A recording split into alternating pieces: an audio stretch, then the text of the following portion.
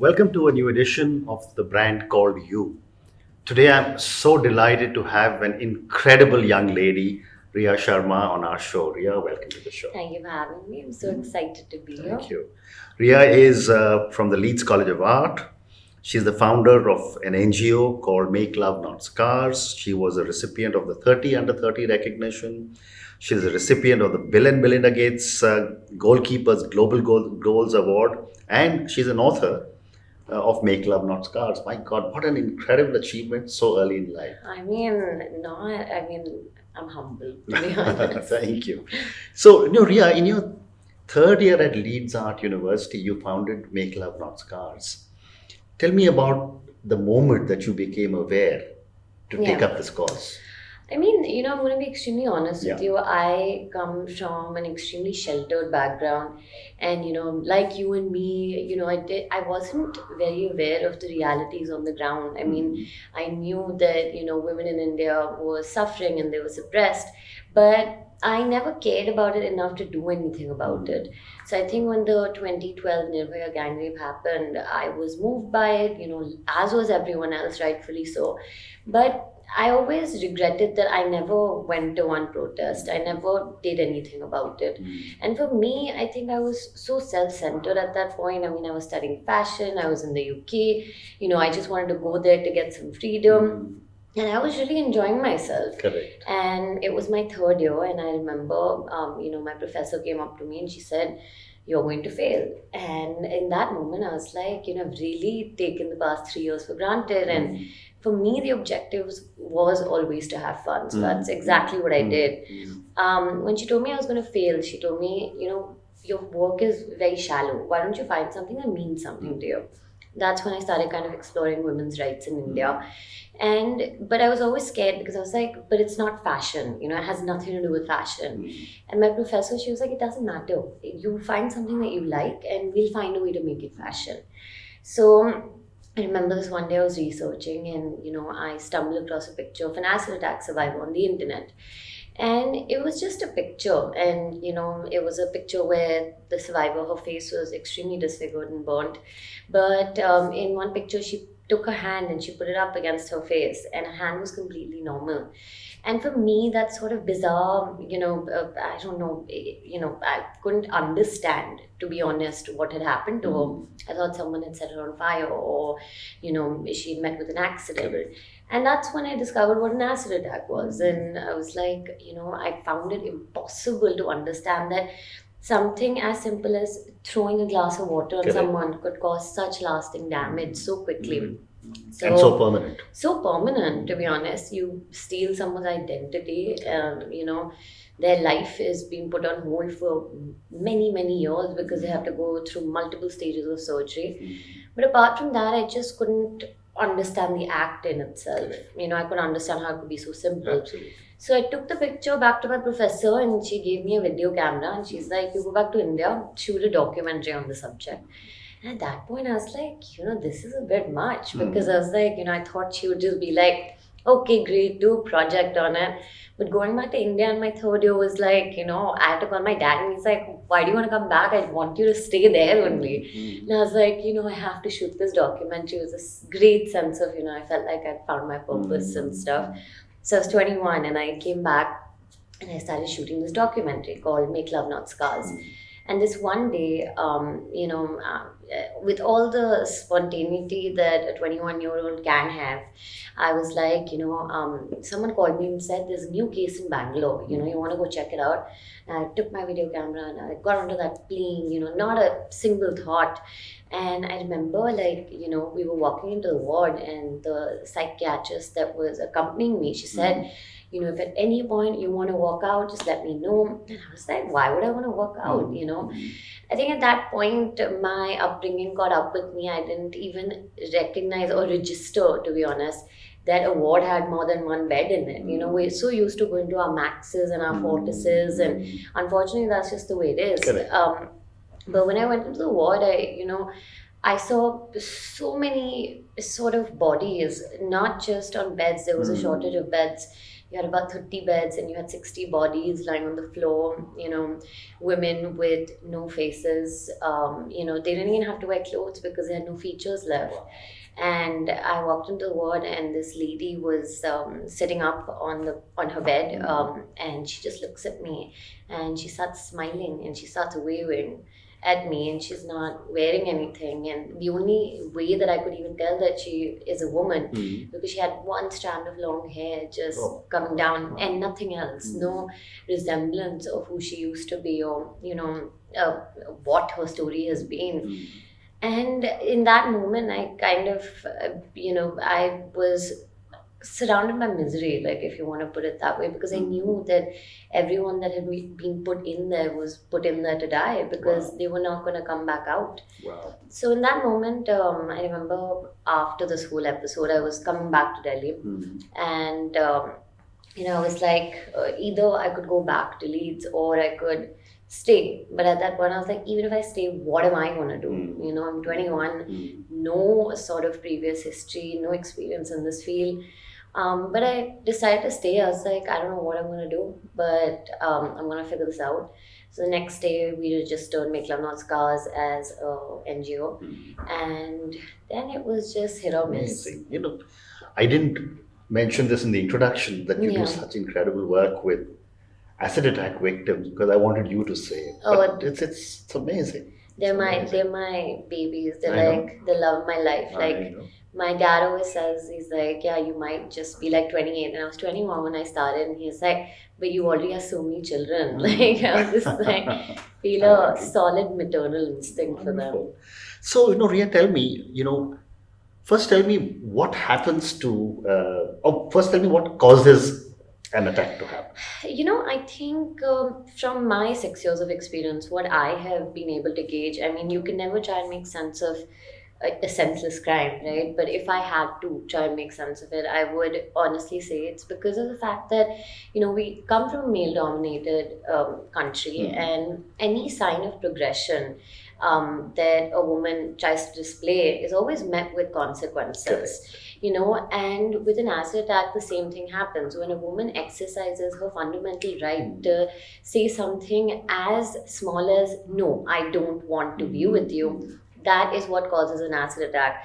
But on the whole, I truly believe that we as a collective society are also to blame for an acid attack in a certain way. Because, ever since women, when they're children, they're always told that our society judges our women on the basis of how they look, opposed to what they can do. It's normally the men that are judged on, what they can do, and the women are always told, "Acha, you must look this way, or no one will marry you." And hence, when an attacker attacks a woman with acid, he thinks he's actually destroying her life, because women are told you're nothing more than your looks.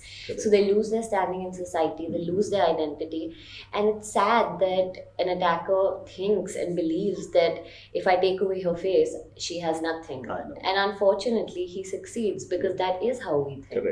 So, it is the attacker that is to blame, of course, but I think we as a collective society, when we start changing that narrative, when we start, telling our women it's not about the way that you look, it's about what you can do, it's about your degree, it's about how much you study and what you can do in life, then I believe that even an attacker will think twice, saying, "Acha, even if I ruin her face, I won't ruin her life." And I think a lot of my survivors are actually proving that, by example, where they're coming out, they're fighting their battles, they're becoming successful women, and, it's kind of a big, retaliation in the name, or like a rebellion in the name of the attacker, where it's just like, no, you thought you could ruin my life because you took away my face, but hey, I got news for you, That's wonderful. So, yeah. And tell me, when you get to hear of a new case, it's horrible to say a new case. I just hope it never happens, but it does. What steps do you take to help the victim? Right. And how do you rehabilitate? Right. So, the thing is that every case is different. You have to look at it on a case specific basis, because when you talk about acid attacks, the most common misconception is that you're only dealing with disfigurement, but the truth is that you're also dealing with disabilities. Correct. So because a lot of them either end up losing their eyesight, a lot of them, their tongues melt off, they can't speak, a lot of them can't hear. Wow. Yeah, so each case is very case specific, and it also depends because I end up getting new cases and they could be at any point of their own specific journey. So if it's a completely fresh case, which let's say happened yesterday, then my first sort of point of action would be to make sure that she's getting adequate health care. So, and I'm talking about quality medical care. So because a lot of these survivors are put into government hospitals, and unfortunately, I mean, hats off to the people that work there. They work extremely hard, but the standard is just not up to the mark. So I will try and see how I can facilitate her treatment in a private hospital.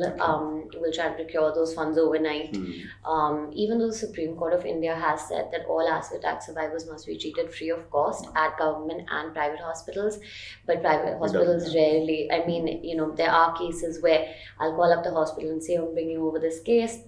And they'll be like, yeah, sure. And then when we take her, and they're like, yeah, we have to admit her. And then when it comes to paying, I'll take out the Supreme Court order and then suddenly say we don't have beds. And you can't do that because the Supreme Court order cites that very clearly you cannot do that. So now if it's a new case, that's what my first priority would be, to make sure that, of course, she makes it through. What are the organs that we can save? Can we save her eyesight? Those would be kind of my initial steps with a fresh case. But if I meet a survivor whose attack happened a couple of years ago, I will concentrate more on psychological sort of rehabilitation. So make sure she goes to therapy, if she needs to see a psychiatrist. And then I, of course, focus on helping them get back on their feet, reintegrating them back into society. For that, we run a rehabilitation center in New Delhi. It's the first of its kind in the world. And we actually house survivors, and they're equipped with skill training and vocational training so that they can one day go ahead and be contributing members of society. Wow. We help them sort of set up small businesses. And apart from that, survivors that have been attacked by their own husbands, we take those survivors' children, we put them in boarding schools so that the survivor herself can concentrate on her recovery. Amazing. So when I was reading before this interview about you and about what's happening, I was reading there's about 100 odd acid attacks that come out, and people here, I don't know if there are more. So there's a reported 1,000 acid attacks a year in 1,000 India. attacks a year. Yeah, but also that's just the reported number, and the real number is always 5x. I mean, if you go to any hospital, any government hospital, a lot of women don't sort of report the crimes that are committed on them because they fear social stigma, or normally there's an involvement of a family member. I have so many of my own survivors who haven't registered an FIR because they're scared it'll spoil sort of family relationships. So the real number is always much higher, and at any given point, if you go to a hospital, there will be at least 5 unreported cases there, unfortunately. And they'll always say something like, the girl will say, oh, I was cleaning, मैं साफ कर रही थी, गलती से अपने आप गिरा दिया. Even the police know she's not telling the truth, but you can't force her to file that FIR. But tell me, I was also told that sale of acid is completely banned. Right. How do people procure it? Right. I mean, I think when you live in a country like India where it is hard to even implement something as basic as a challan on the street, it all comes down to implementation. So in 2013, the Supreme Court of India did regulate the sale of acid. They basically told all the states to come up with proposals on how they were going to implement this ban. And that meeting was supposed to take place after the order was passed, but unfortunately that meeting itself never happened.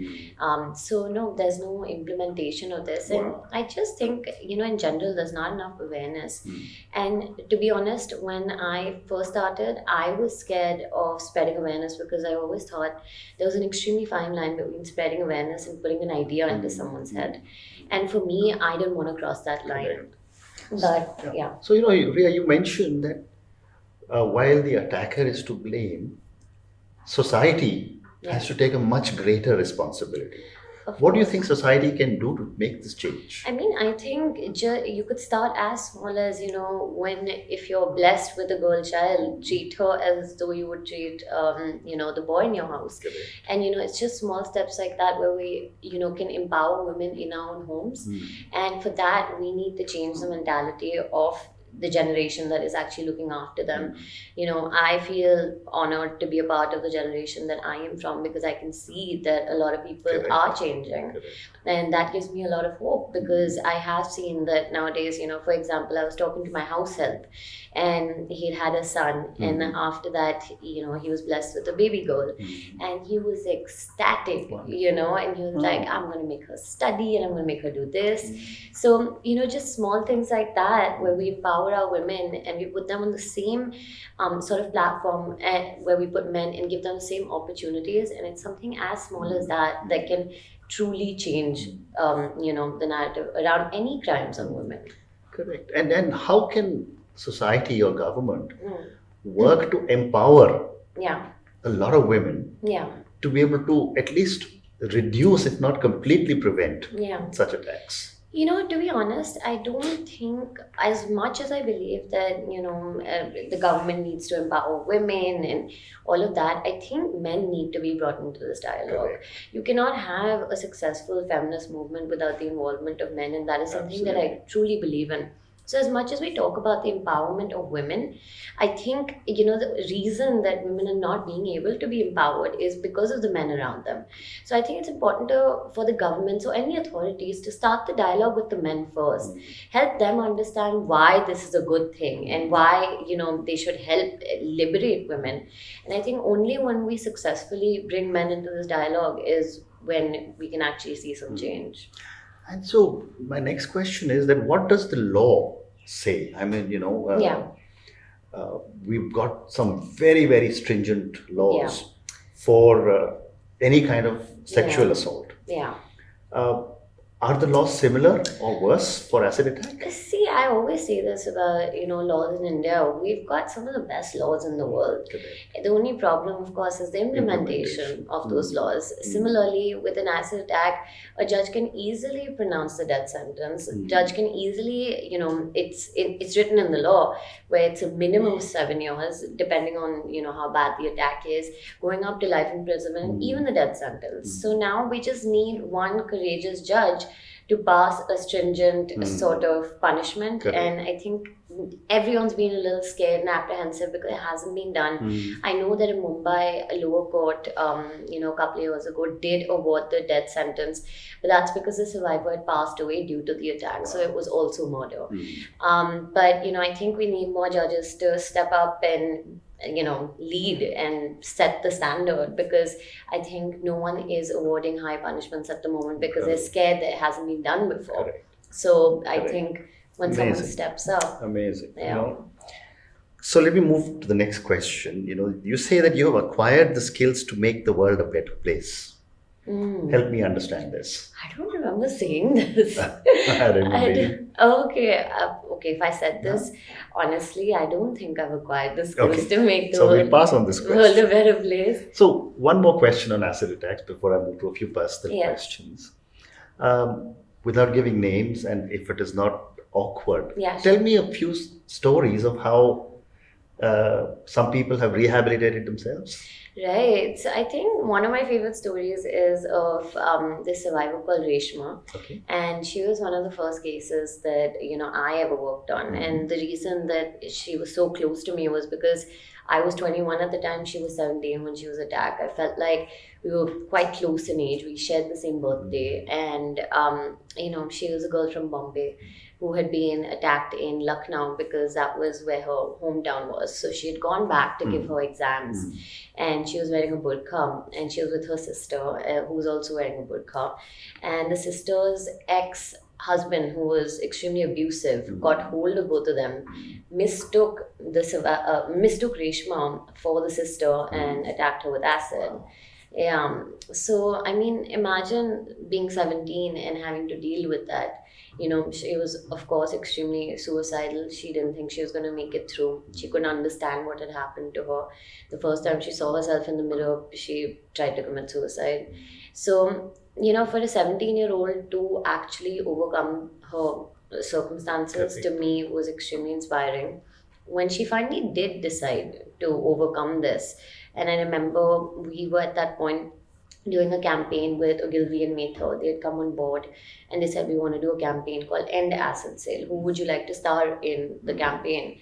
And I picked Reshma because I felt like she could really use the ego Yeah. boost. And to all of our surprise, to be honest, her videos went viral and we had 1 million hits overnight. And Reshma became the global face of this campaign, which was asking the government to implement the ban on the open sale of acid. So she kind of became this activist overnight.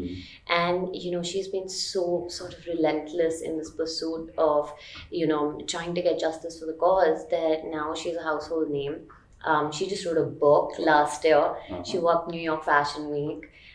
She's constantly traveling to Amazing. lit fests and giving interviews. And, for me to see this little girl who I have sort of see go through the worst, Correct. where she thought the sun would never shine Yeah. again, Yeah. for her to be doing all of this, Amazing.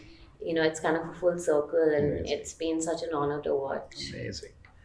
So tell me, you mentioned a little while ago that they're all your babies. Oh, yeah.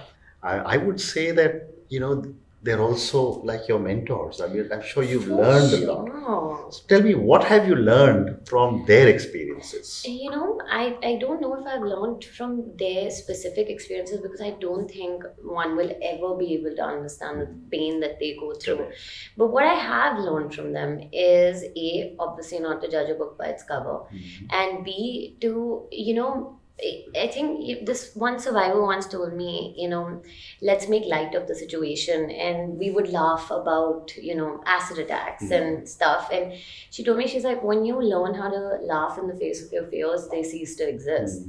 So they've always taught me to sort of, be a little lighthearted where my own problems are concerned. And of course, when I go to office now, let's say I've had a fight with someone at home, with a friend, and then I go to office, I'll just be like, what am I doing? Correct. Like, my problems are nothing. Yeah. So I think they help put things into perspective for me every single day, which helps me stay grounded, where, Amazing. I can actually prioritize what real problems are and what really can be sort of just fluff sometimes. Quite incredible. So, tell me, you're very, very young, but the kind of determination you have, what would be 3 words that define Ria? I would definitely say persistent, because honestly, where my goals are concerned, like, I will go to any lengths. Correct. I would say rebellious. Hospitals really don't like me because I'm always fighting for the survivors. And I would say passionate. Wonderful. Wonderful. I just give you the most cliched No, words no, these are ever. great words. These are great words. And I have the context in which you've been talking to me, and Yeah. our listeners will all have that context. So these words are very valuable. But tell me one more question. Acid attacks, do they happen in a lot of countries? Yes, of course. So, even though I think Asia in general has a massive problem with acid attacks, but only London itself reported 600 acid attacks last year. Incredible. 600 only in London. Incredible. So, again, I want to come back to one thing where I said, I was so scared back in the day, because I was like, there's such a fine line between spreading awareness and putting an idea in someone's head. And unfortunately, at that point, the demographics were very different. I always had a survivor who was a woman. She was always aged between, let's say, 13 and 25.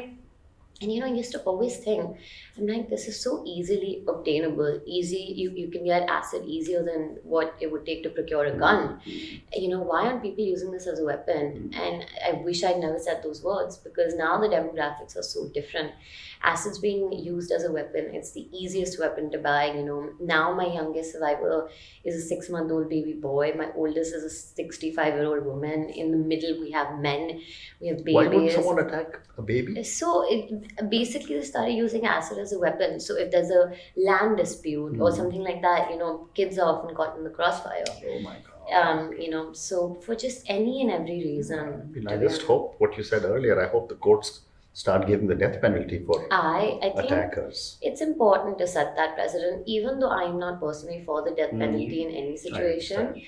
But I think it It's is. a big deterrent. Yes, I just don't believe in the death penalty coming from a developing country. I feel like it leaves a lot of room open Mm. to for wrong decisions. I agree. Let's put it I that way. agree. So not I for it, but I do hope that the courts wake up and set some sort of precedent. Hard decisions are taken. Yes. So one more question. Do acid attacks happen on men as well? Yes, of course. That's more as a weapon. Yes, so we've Okay. seen the rate of acid attacks on men and children go up significantly over the past 3 years. And men sort of, it's a straight up sort of acids being used as a weapon. So if two men in the village are fighting, one of them will just, instead of stabbing him to death, will just get a glass of acid and throw it on him. Oh. And that's it. I mean, there's no blood, there's no strangulation, there's none of that involved. It's the easiest crime to commit. The best way to disfigure someone completely. Completely. And in a lot of situations, like people succumb to the injuries and they pass away, and it's murder. So yeah, it's the easiest crime to commit, and it's the most horrific because an acid attack, I don't think people understand the amount of recovery that goes into an acid attack. I mean, I've had survivors who've been attacked with acid, and the acid would honestly penetrate through all the layers of their skin, and 6 months in after an attack they would wake up and they'd be blind because the acid ate through their eyelids. And it's the most horrific crime. You have to go through multiple stages of surgery. When one layer of your skin falls off, they have to graft skin from other parts of your body, and it's And I gruesome. guess the psychological rehabilitation must be even more difficult. Of course, I mean, I think imagine, you feel like the same person, you feel like nothing's changed, your mind's Yeah. still the same, your voice is still the Correct. same, and then suddenly you wake up one day and you look at yourself in the mirror and you can't recognize Correct. yourself. I mean, that's bound to drive anyone insane. So dealing with, sort of accepting that someone else's hate stole away your identity and getting used to an absolutely new person that's looking back at you in the mirror, I mean, that's no easy. And sort of that's thing. permanent. It's permanent. It's completely permanent. I mean, no amount of corrective surgery will ever make them look the way that they want to look. It's that in itself is a myth. Wow. And explaining that to them, I think, also is an extremely hard task where you have to, of course, help them understand the reality of the situation, and you can't provide fake hope. That's Correct. something we don't believe in. Yeah. So, breaking it to them that things are never going to be the same, I think, is one of the most heartbreaking things. My goodness. Riyadh, we've come to the end of the program. I've done 200 interviews, but I must say, with true, absolute honesty, that my chat with you has had the biggest impact on me so Oh, far. thank you so much. And if there's any way I can help support your cause, please feel free to reach out. Thank I you. wish you lots of success for this absolutely noble work that you're doing. Thank God you bless you. so much, and thank you for having me. I feel Thank like you. we've had a great chat. We have. Thank you Yeah. very much. I wish you all the best. Thank you. Thank you for listening to the Brand Called You podcast. Be sure to visit tbcy.in to join the conversation, access show notes, and discover fantastic bonus content. You can follow us on YouTube, Twitter, Facebook, and Instagram. Simply search for The Brand Called You. Thank you, and see you next week.